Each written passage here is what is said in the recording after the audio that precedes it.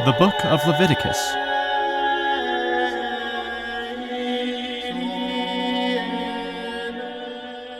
Leviticus tells us how to kill animals for God and how to kill people for breaking God's laws. So it only has time for 2 killings, but they are doozies. In the first killing, God burns Aaron's son to death for offering strange fire. In the second, God commands a blasphemer to be stoned to death. Killing number 16. God burns Aaron's sons to death for offering strange fire. The story begins with Aaron's sons, Nadab and Abihu, burning strange fire before the Lord, some kind of weird incense that God didn't like very much. Nadab and Abihu, the sons of Aaron, took either of them his censer, and put fire therein, and put incense thereon, and offered strange fire before the Lord, which he commanded them not. Leviticus 10:1. So God burned them to death. And there went out fire from the Lord, and devoured them, and they died before the Lord. 10:2. And here's what Moses said to Aaron afterwards. Then Moses said unto Aaron, That is it that the Lord spake, saying, I will be sanctified in them that come nigh me, and before all the people I will be glorified. 10:3a. God burned Aaron's sons alive so that God would be sanctified in them, and so that he would be glorified. That helps.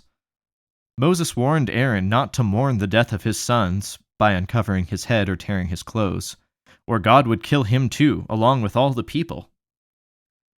Moses said unto Aaron, Uncover not your head, neither rend your clothes, lest ye die, and lest wrath come upon all the people. 10:6.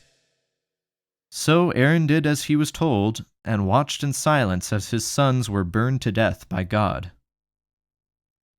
And Aaron held his peace. 10:3b. Killing 17. A blasphemer is stoned to death. Remember the stoning scene from Monty Python's The Life of Brian? A man, Matthias, son of Deuteronomy of Gath, is about to be stoned to death for blasphemy. Here's what he says in his own defense.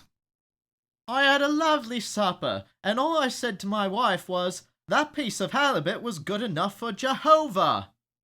Whereupon all the people begin throwing stones at him for saying the name Jehovah. Well, this story from Leviticus is pretty much the same, except here 2 guys are fighting and one of them blasphemes. The son of an Israelitish woman, whose father was an Egyptian, went out among the children of Israel. And this son of the Israelitish woman and a man of Israel strove together in the camp. And the Israelitish woman's son blasphemed the name of the Lord, and cursed. Leviticus 24:10-11a. So they brought him to Moses so he could ask God what to do about it. They brought him unto Moses, that the mind of the Lord might be shewed them. 24:11b-12. God tells Moses that everyone must stone the blasphemer to death.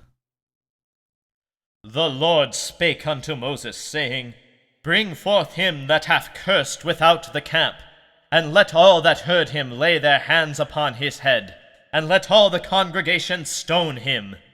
He that blasphemed the name of the Lord, he shall surely be put to death.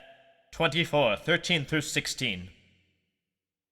Then Moses tells the people what God told him to tell them, to stone the blasphemer to death.